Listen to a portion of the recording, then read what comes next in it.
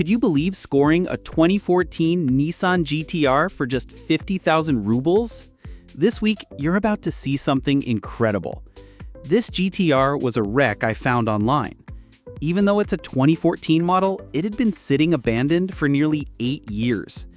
Opening the door revealed a trashed steering wheel, completely covered in mold.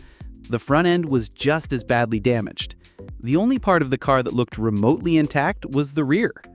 After a quick walk around, I had a general idea of the exterior damage. Next up was the engine bay. The situation under the hood wasn't much better. The radiator at the front was completely torn apart. The big question was the condition of the engine itself. Since I had already expressed interest in buying it, one of the junkyard workers brought over a battery to try and jumpstart it. After messing with it for a while, there was absolutely no response from the engine. However, the dashboard did light up, which was a small sign of life. At this point, I was on the fence. I had no idea about the true condition of the engine. But the thought of owning a GTR for just 50,000 rubles, about $550 was too tempting. I bit the bullet and bought the car. All that was left was to load it onto the trailer. After paying for it, the 2014 Nissan GTR was officially mine. It was time to head home. At that price, it was a total scrap metal deal. After a half-day's journey, I finally got the GTR back to my shop. The next step was just getting it off the trailer. Only then did it feel like it was truly mine. My friend and I began a more detailed inspection of the engine bay, but the conclusion was the same. It did not look good. What I was most curious about was if there were any hidden surprises in the trunk. But when I opened it, all I found were some old removed parts with little to no value. With nothing left to inspect, it was time for the teardown.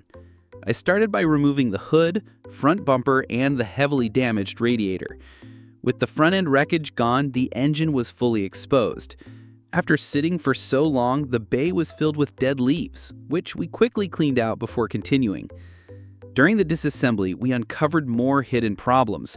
A lot of components were missing from the engine bay. I suspected the junkyard workers had stripped them for parts. The way they were removed was too clean to be from the crash. But at this point, we were at the point of no return. To figure out the engine's internal condition, we used a borescope.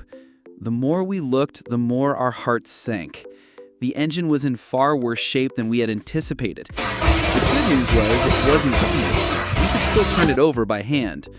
But the engine problem had to be solved. We moved the car to a different workshop with a lift.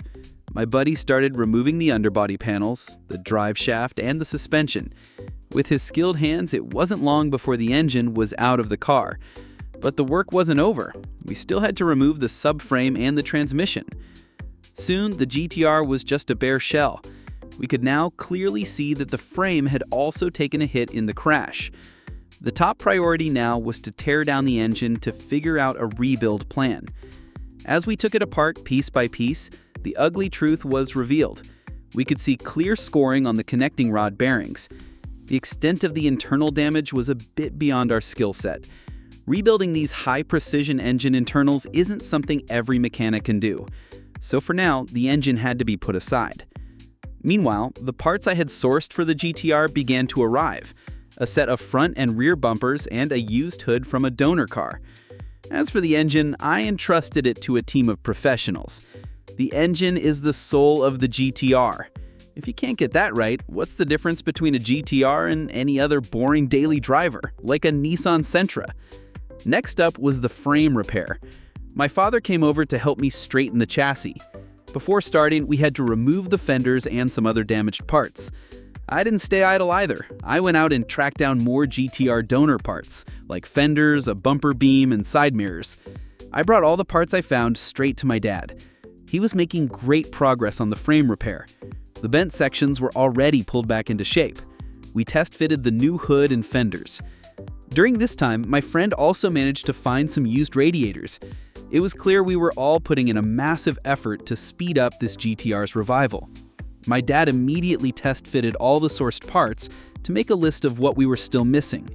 With all the donor parts installed, it looked like I had gathered about 90% of the exterior components.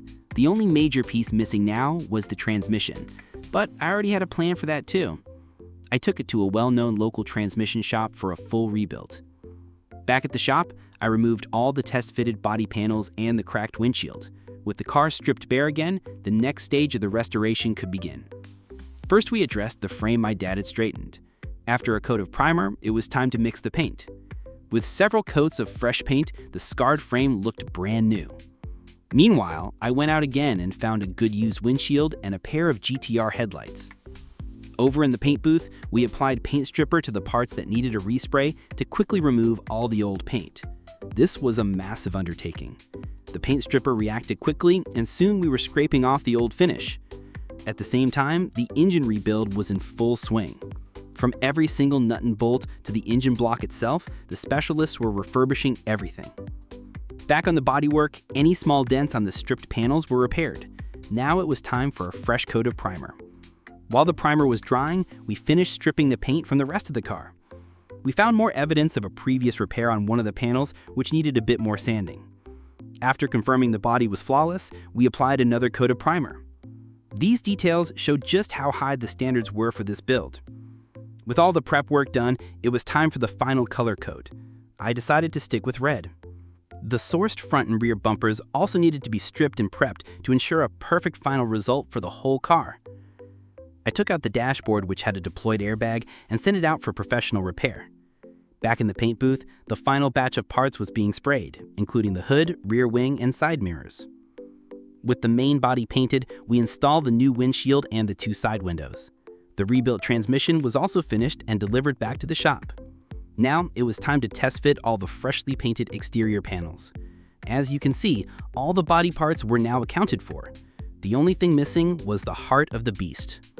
The engine team was in the final stages of assembly, putting all the refurbished components back together. The dashboard I had sent out for repair was also returned.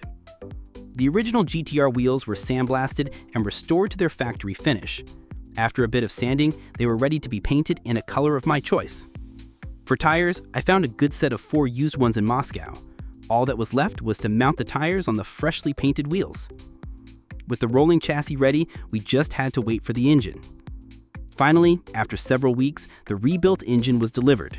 But before dropping it in, my friend and I took the time to do a deep cleaning of the interior to get rid of the mold and the smell. With the interior clean, we moved the GTR to another workshop for the engine install. By now, a thick blanket of snow covered the ground. It took all our strength to push the car inside.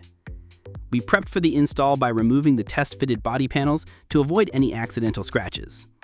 Finally, after a massive effort, we successfully transplanted the engine back into the bay. After connecting all the wiring and plumbing, it was time to wake the engine. But on the first try, nothing, just silence. I had no idea what the problem was. After some digging, we discovered that the fuel pump in the tank was gone. Clearly another part that had been stripped at the junkyard. So I had to go out and find another fuel pump. With the new pump installed in the tank, we could try again. To make sure it would start, we filled the tank with plenty of fresh fuel. When I pressed the start button this time, the engine sputtered to life. Seeing that it wanted to go, I pressed the start button again. This time, it fired right up and settled into a smooth idle. With the engine running properly, we could install the bumper beam and the front bumper. Once the headlights were in, the GTR's long rebuild was finally complete. But before its official debut on the road, it needed a full, deep clean inside and out. The finished paint looked like a mirror. We won't dwell on the cleaning, let's just see how this GTR performs on the road. And that's a wrap on this GTR project. So, what do you guys think? Are you satisfied with this incredible comeback?